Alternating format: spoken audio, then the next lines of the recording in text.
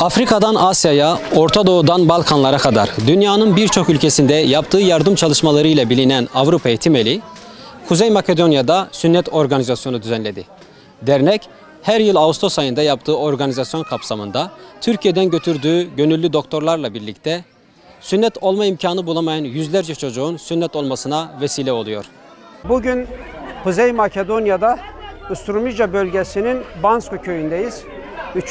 sünnet programımızı burada gerçekleştiriyoruz. İnşallah Rabbim nasip ederse 150 ile 200 çocuk arası sünnet gerçekleştireceğiz.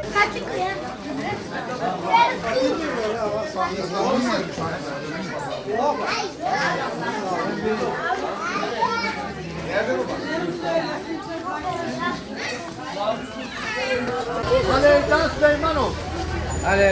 Alevcan Süleymanov. İçeride.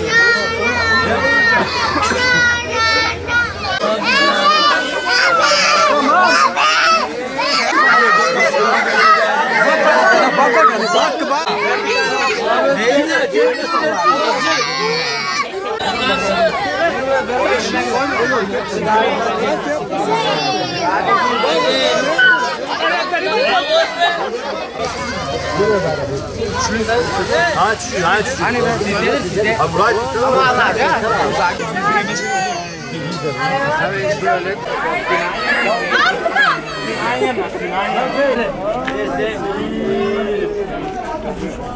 Bak. Abi gel sen silce. Bak sen. Gel. Gel de orada çok şey yapmayın.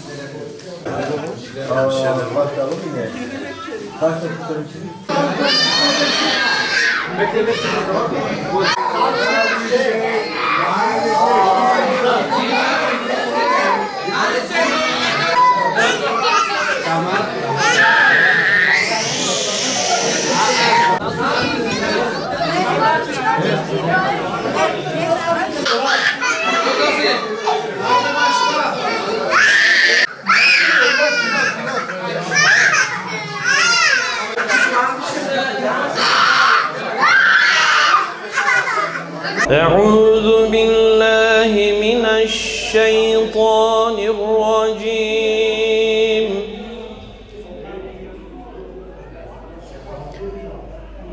بسم الله الرحمن الرحيم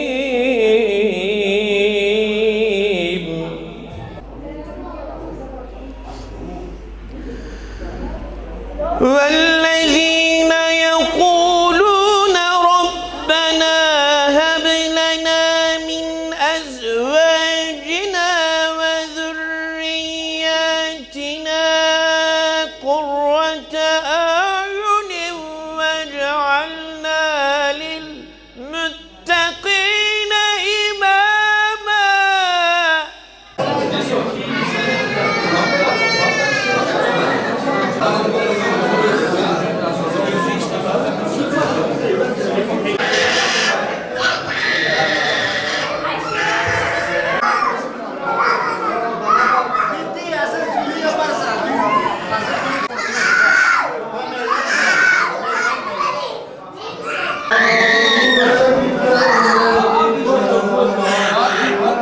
Kuzey Makedonya'da Usturmica bölgesinde bizim 3. sünnet programımız.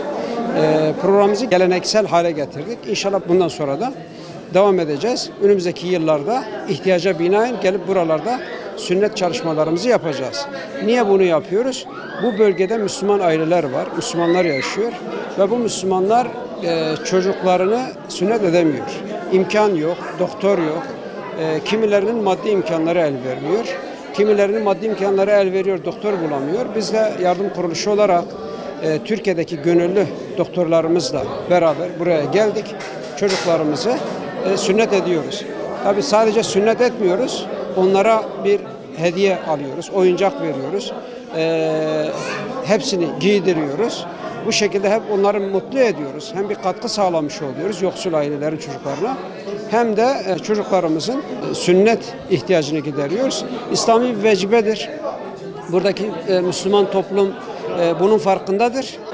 Çok erken zamanlarda yapamıyorlar. İmkanları yok. Çocuklar belli bir yaşa geliyor. O yaşlarda biz geliyoruz buralarda bu görevi yapmaya çalışıyoruz. Yaptığımız çalışmada en büyük gayreti doktorlar gösteriyor. Allah razı olsun kendilerinden. Türkiye'den gönüllü olarak geliyorlar. 3. senemizdir. İnşallah bundan sonra da gelecekler. Kendilerine teşekkür ediyoruz. Rabbim kendilerinden razı olsun. Allah hayırlarını kabul etsin. Böylesi güzel bir işte onlar destek oluyor, katkı sağlıyorlar. Aynı zamanda bu konuda bize yardım eden hayırseverlerimiz var. Onlara teşekkür ediyoruz. Rabbim kendilerinden razı olsun. Allah hayırlarını kabul etsin. Bu konuda bize desteklerini esirgemesinler. Onlar destek verdikçe biz bu işleri inşallah yapacağız. Kuzey Makedonya, Usturumca'dan selamlar.